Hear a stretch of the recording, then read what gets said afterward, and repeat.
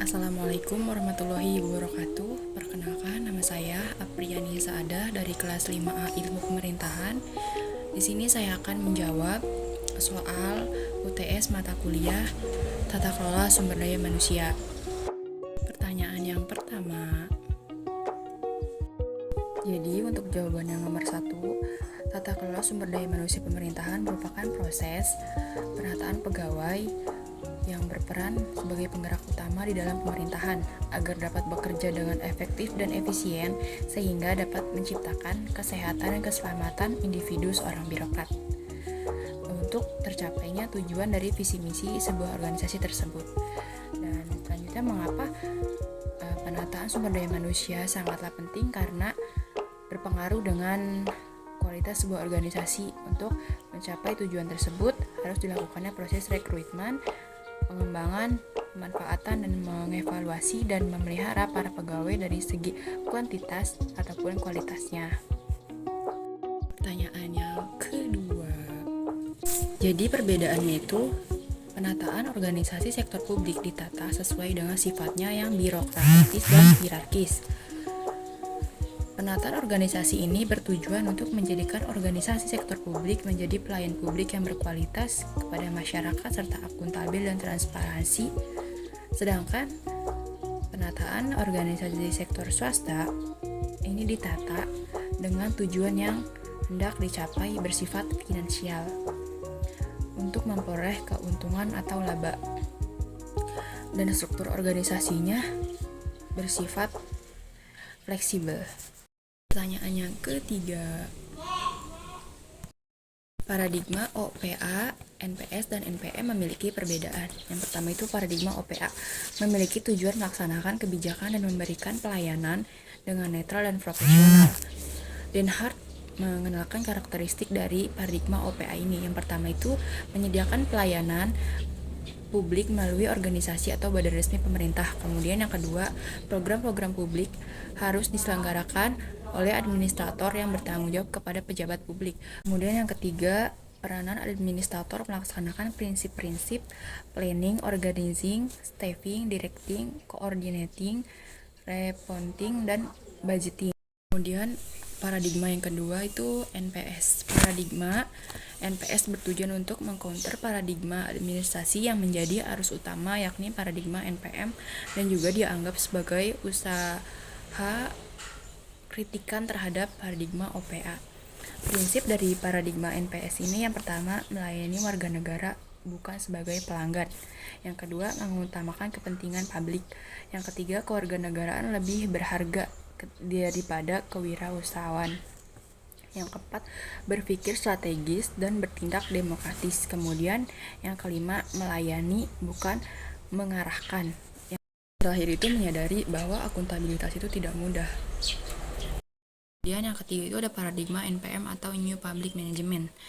NPM berasal dari pendekatan atas manajemen publik dan birokrasi. NPM memfokuskan sebuah gerakan pengadopsian keunggulan teknik manajemen perusahaan sektor publik untuk diimplementasikan. Prinsip NPM itu yang pertama, menekankan pada keahlian manajemen profesional dalam mengendalikan organisasi. Kemudian yang kedua, peralihan dan pemanfaatan kembali input menjadi output. Kemudian yang ketiga itu ada perubahan dari sistem manajemen tersentral menjadi desentralistik. Apabila melihat penataan ASN menggunakan ketiga paradigma tersebut, untuk paradigma yang pertama yaitu OPA, menurut saya dari paradigma OPA yang sudah dijelaskan mungkin sudah sesuai dengan pengelolaan ASN secara faktanya. Kemudian apabila melihat dengan paradigma NPS, berdasarkan paradigma NPS berkaitan dengan pengelolaan ASN masih belum relevan karena masih banyak birokrat yang bekerja tidak sesuai dengan prinsip dari paradigma NPS tersebut. Untuk paradigma yang terakhir yaitu NPM, berdasarkan pandangan paradigma NPM ini berkaitan dengan pengelolaan ASN sama seperti pada paradigma NPS, masih belum sesuai dengan fakta lapangannya, masih belum relevan. Pertanyaan nomor 4. Terdapat pasal yang diubah dalam RUU ASN 2023. Ketentuan yang pertama itu ada pasal 22 diubah sehingga berbunyi P3K berhak memperoleh A. Gaji, tunjangan, fasilitas, B. Cuti, C. Pengembangan kompetensi, D. Jaminan hari tua, dan E. Perlindungan. Kemudian yang kedua, ketentuan pasal 26 ayat 2 huruf F. Yang ketiga, ketentuan pasal 56 ditambah 3 ayat, yaitu ayat 4, ayat 5, dan ayat 6. Kemudian yang ketiga, ketentuan pasal 87 ditambah 1 ayat, yaitu ayat 5. Kemudian ketentuan pasal 101 diubah dan ditambah 1 ayat, yaitu ayat 5. Dan yang terakhir, ketentuan pasal 105 ditambah 1 ayat, yaitu ayat 4. Kemudian pertanyaan nomor 5 atau pertanyaan terakhir.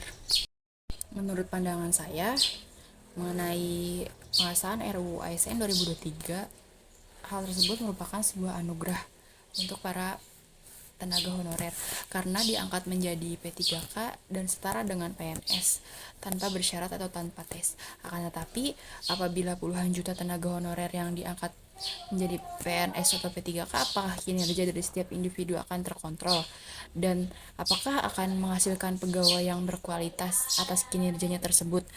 Hanya itu, apabila tenaga honorer diangkat tanpa bersyarat, bagaimana pemerintah akan menggaji puluhan juta tenaga honorer tersebut? Apakah APBN akan aman, tidak jebol?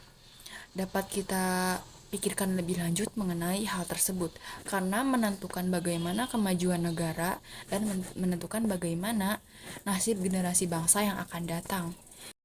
Dan saya pikirkan mengapa aparatur sipil negara seperti perusahaan swasta terdapat kontrak perjanjian kerja seperti perusahaan swasta yang ingin memprioritaskan laba atau keuntungan perusahaan tersebut. Mungkin cukup sekian jawaban yang dapat saya uraikan. Kurang lebihnya mohon maaf. Wassalamualaikum warahmatullahi wabarakatuh.